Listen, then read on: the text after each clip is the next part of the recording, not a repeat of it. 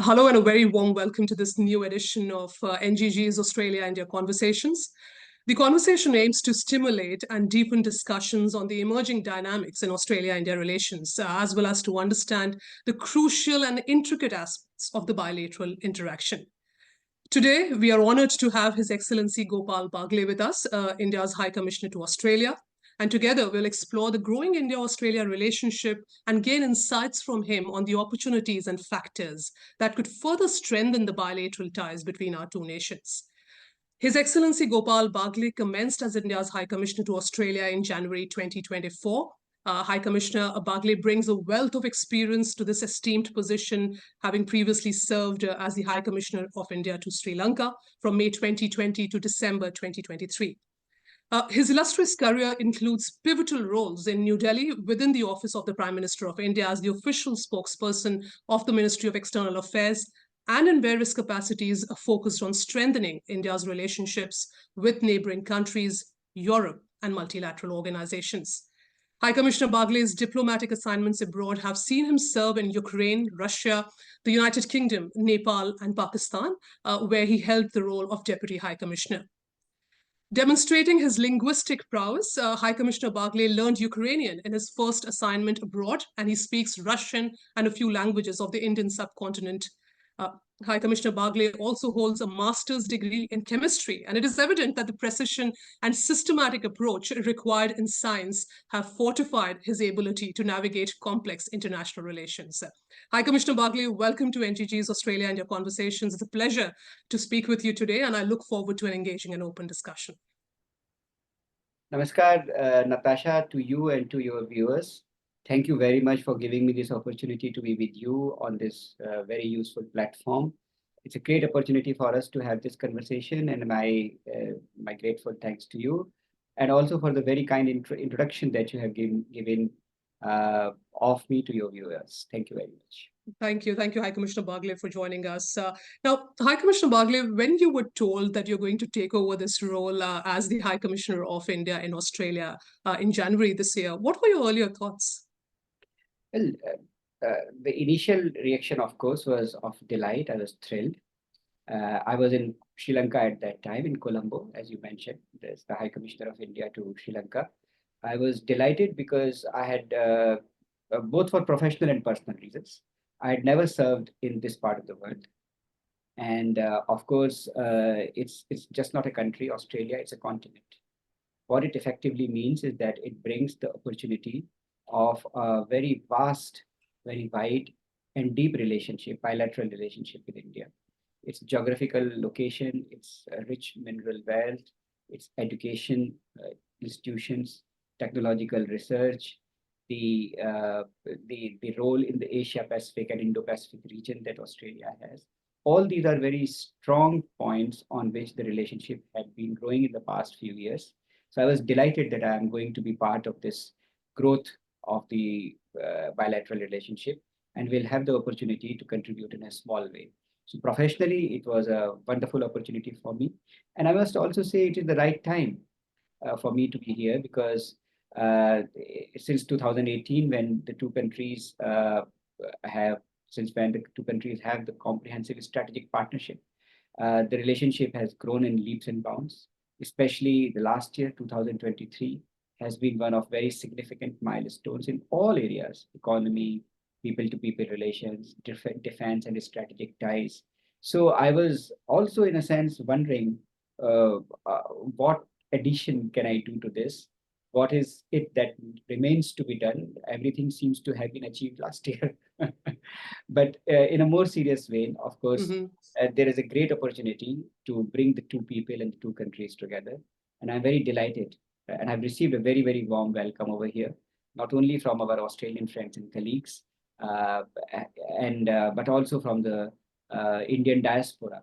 As you would know, there are about 1 million people of Indian origin and Indian nationality put together in Australia, in almost all parts of Australia. It's given me immense pleasure to interact with them in major centers and even in smaller centers in the 6 months that I have been here, and to see them as something contributing not only to the Australian economy, Australian society, but also contributing to the India-Australia relationship in a very significant way. So I'm glad that I'm in this part of the world, but the presence of the Indian diaspora also makes me feel very comfortable, not far away from home. That's very well said, High Commissioner Baglay. And as you rightly mentioned, the numbers is massive. 1 million Indian Australians and acquiring very significant places across different sectors in Australia, and have made Australia their new home. From that perspective, and as you mentioned, that since 2020, we have seen so much happening between the bilateral relations, specifically, after the signing of the Comprehensive Strategic Partnership in 2020. From the India perspective, India, as we know, has quite a very significant place today, globally, at an economic level, and at a strategic level as well. How should the changing world view New India, in your opinion? Well, we must understand, first of all, what is New India. New India is an India which has found its voice and expression in the 21st century, but not given up what it has been traditional.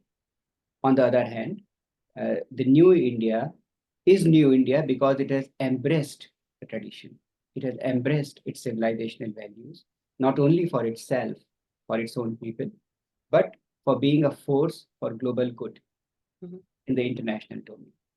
So India, of course, is 1.4 billion people, the largest population in the world, not only the world's largest democracy, but the world's oldest democracy, the mother of democracies.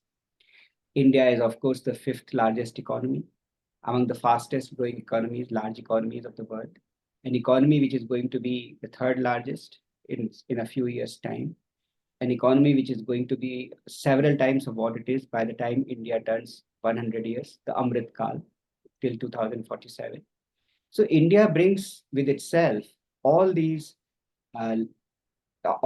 aspects which make it a country of unprecedented scale.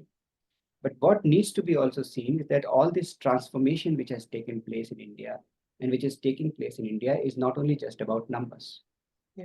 The New India is about empowering the people, not just through elections, but by using the technology, not getting scared of technology or running away from technology, but applying digital technology, IT, in finance, in delivery of services. The digital public infrastructure is stacked, the 9 stacks of it. So New India is about empowering the people. New India is about delivering, a democracy delivering for its people, for its citizens, in an unprecedented, unparalleled manner. There is no example of this in history. And may I say that there shall never be. Because an Indian general election, where 670, 80 million people vote, can only be bested by itself the next time. So the New India is just not about numbers and scales or the size of economy or the market, but an opportunity for the humanity to deliver the potential of our own people and through them for the rest of the world. That is why our policy of Vasudhaiva Kutumbakam, the whole world is but one family.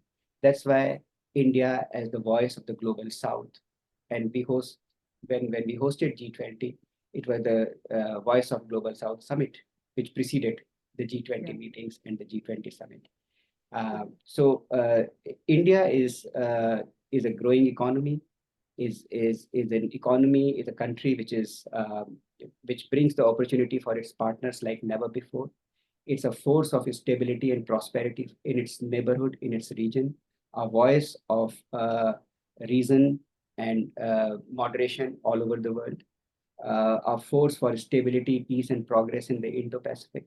So it is many things, but what is underpinning it is, as I said, the civilizational connect in the contemporary world. Yeah, and the civilizational ethos and values are so deeply embedded that it actually further harnesses our growth story in a big way. Now, to your point of enabling and empowering, and that's a very critical point. Where do you see Australia playing that role in building those capacities? Just a day ago, we have presented the budget for this year, and a day before, the economic survey, and all that lines up very categorically with the Amrit Kal. Where do we see ourselves in the next 25 years by 2047? What role do you see for Australia in India achieving that developed country status, and where Australia can really, contribute and build those capacities? I think the answer is multi-layered over here. There are various dimensions, there are various aspects, there are various sectors in which India and Australia have complementary strengths. But what is underlying, what is common? Let's begin from there. India and Australia are both democracies, and we both are diverse democracies. So we understand the value of diversity. We respect diversity, not only internally, but externally also. And what it means externally in international relations is that we both support a rule-based international order, things like freedom of navigation, and we both contribute to the regional security, stability, peace, and progress. And for that, we collaborate individually with each other, bilaterally, and also in fora like the G20 or the groups like Quad. So in terms of India's development, I think we must look at the complementarity of India and Australia. India presents the advantage of economy of scale and the vastness of scale. Australia presents the advantage of some of the technologies, the academia, and the way the higher education and research are integrated with industry and commercializing the technologies that are developed. Take, for example, renewable energy. India is emerging as the largest market of renewable energy, growing technologies such as in solar energy, wind, green hydrogen, etc.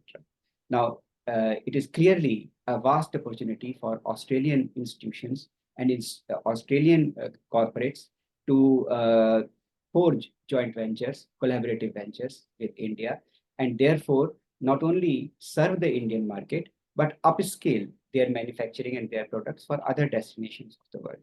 So I would say that India and Australia have complementary strengths. We have the will, the intention to synergize those complementary strengths. And that is the direction in which we have been moving for the last few years. And I see this process pick up more pace and delivering faster results in the foreseeable future. To your point in terms of renewable energy and commercialization of technology, critical minerals really stand out. And you've said quite a bit on India's engagement on critical minerals. We have seen the Kabul consortium coming to Australia, quite several times in the last few years. Where do you see these interactions really going forward? Because in terms of when it comes to identifying the mines or taking those offtakes, what's the larger mindset of the government of India? We know that NMDC has the equity stake in a legacy iron ore. That's the first public sector making those overtures in Western Australia. But beyond that, what is the larger goal and perspective of the Indian government on critical minerals with Australia? Again, I would say that the key there, the cornerstone of the approach is based on commonality and complementarity. Commonality is about the approach to create sustainable supply chains, which are secure. You saw the impact of COVID. The world saw the impact of COVID, not only on the energy industry, but also on pharmaceutical, on a number of other industries. COVID was such a great disruptor. But it also emphasized every challenge is an opportunity, isn't it? So it also brought about the changes in approach of individual governments, individual countries, in various economies, foremost, I would say in India, about developing new supply chains, secure and sustainable supply chains. So I think this is the commonality of approach India and Australia have with respect to critical minerals and renewable energy, various components of the value chain, various segments of the value chain. The complementarity stems from the fact that where Australia has minerals, India has the requirements for those minerals. And it is just not about, as I said, sourcing the mineral or processing them and converting them into storage devices. It is about forming collaborative partnership, joint ventures, promoting investment from each country into the other. It can be into mineral and mining industry from India into Australia. It can be in developing technologies, prospecting, data analysis, reading the remote sensing data, mine safety, so many other aspects from Australia into India. And it can also be in promoting and developing, establishing industries which then use these minerals and convert them into storage devices. For example, for photovoltaic cells, solar manufacturing, panel manufacturing, wind energy. India has announced a major initiative, major policy, major incentives for offshore wind, for example. In green hydrogen, also there are several incentives announced by the government. It is now the opportunity for the industry of the two countries, Australia and India, to identify those niche areas where they have synergetic possibilities and potential and collaborate in those areas. Now, to your point of the role of the industry and their investment in this relationship. Now, in one of the interactions earlier, you had said that trade, investment, and partnerships are the three legs of the tripod in our economic relations. And financial institutions, banks, and investment funds need to look at the prospects and be a bit more active than they currently are, because there are opportunities in both India and Australia. So what, in your opinion, would you advise both businesses on both sides to do differently from here on, especially when we know that economic quotient of the bilateral relationship still, still asking for more, and we haven't been able to deliver on that front? I would look at it as not a glass half empty or glass half full, but I would say it is a glass being filled. What I mean is that the industry of the two countries, the big businesses, have looked at each other. But now is the time when they are really establishing their presence. I would say that the industry and the big businesses, both in the services segment, in the mineral segment, in steel, in IT, they have established some sort of presence and collaborations with each other. The presence of, for example, the large IT corporates from India in Australia in the IT services segment is one example. Many of the Australian entities are now establishing their presence in India, not using the Indian expertise just for the back office, but also for development sectors. So that is happening. What we need to really understand is the scale of opportunity India presents and the type of complementarity, the strength in terms of research and development of those science and technologies Australian institutions present, Australian industry present as an opportunity for the Indian industries. I think it will happen. It is already happening. What needs to be done is encourage businesses from the two countries, both big businesses as well as the SME segments, to look at each other. That's why the government of India is encouraging more business interactions, more business delegations at the macro level, but also in niche areas. In my tenure, there have been a few occasions when business delegations came from different states, and though they were very successful, they were not just big businesses, but also the SMEs, innovation, startups. That is the type of collaboration which we require together with the big research. So I won't abrogate to myself the right to advise the industry in any way, but I would say that we are here to facilitate. We are here to encourage them to look at each other more closely. And I would, however, say this much, that both India and Australia, perhaps from time to time, we need to update the awareness that we have about the opportunities in each other. We have very cordial relations. The diaspora I mentioned, that is an important factor also. So Australia and India, the people know about each other. They know about the culture, the civilization, cricket, so many other aspects, and also about the new opportunities. But I would say that both Indian and Australian industries, perhaps we are at a juncture where they could perhaps look at devoting more time and more resources to assessing the opportunities in each other's country for a long-term engagement, for establishing long-term collaborative ventures. And that's the point which has also been very, categorically iterated in the India Economics Strategy to 2035, which was authored by Peter Verghese, and also India's reciprocal report, the Australia Economic Strategy, where both the authors have said that, these are patient markets. You need to, give them some time and persevere in these markets and have a very long-term kind of a strategy if you want to engage, in a long-term fashion. But to your point of perception, especially with businesses, anecdotal assumptions is something that we have always struggled with. We are an advisory firm. We advise Australian businesses how to enter and explore in the India market. And a lot of these conversations revolve around that India is a difficult and complex market. What sort of narrative shift do you see is required? What are the few key things you would like to see in this engagement going forward? Of course, one is that we engage and the companies invest more in this engagement. But beyond that, what are the few, do you have any thoughts which we can categorically focus on?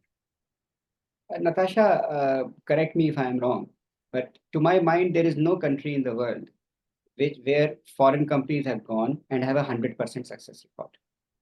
Inevitably, in every economy, big or small, there would be one case or some case where there will be more success, faster success, and there will be some cases where there will be perhaps success will come, but after some time, and some cases, very few maybe, but where I think a different approach might be needed, where the success in the form it is expected perhaps will not be encountered. It would happen, to my mind and to my understanding, in almost all big or small economies in the world.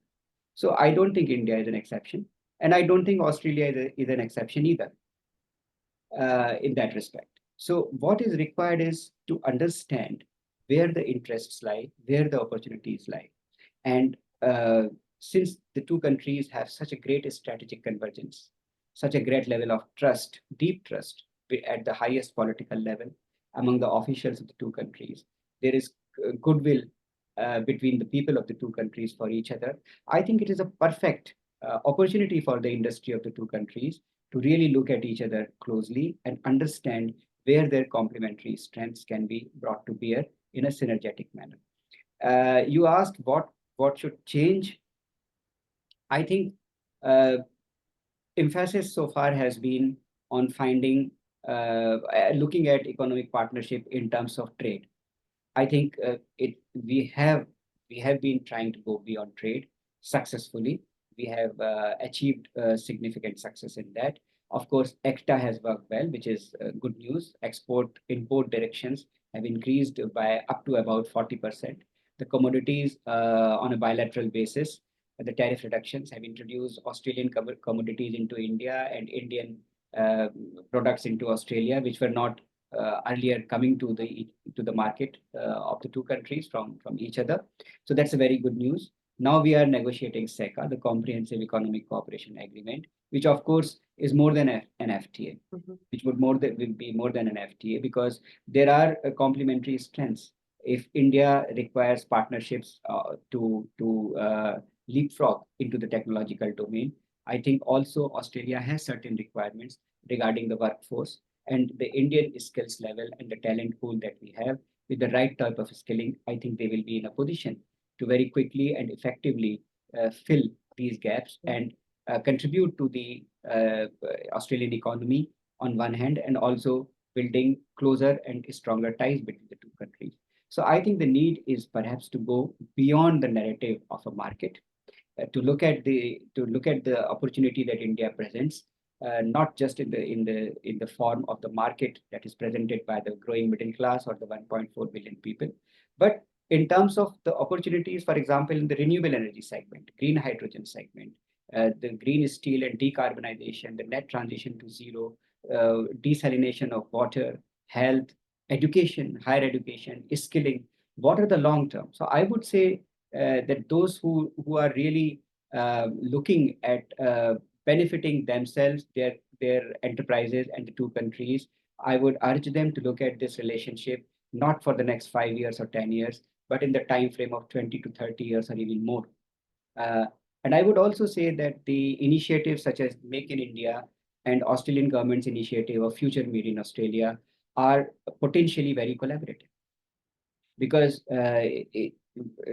we have different strengths. The Indian manufacturing industry has the advantage, as I said earlier, of economy of scale. Now, if suppose an Australian entity develops a technology to produce something, then its upscaling can be achieved with the type of labor, with the type of skilling which is available in India very easily, not merely for Indian market, but also for other destinations in the world. And this is already happening. We know of many Australian companies which have established their presence in India precisely with these type of ventures. Investment is another aspect. Both countries require more investment in their respective areas, which are priority for them. In India, for example, electric vehicle segments. We know that there are Australian entities which are interested in expanding their footprint, in expanding their investment in the electric vehicle segment, which is going to grow a lot.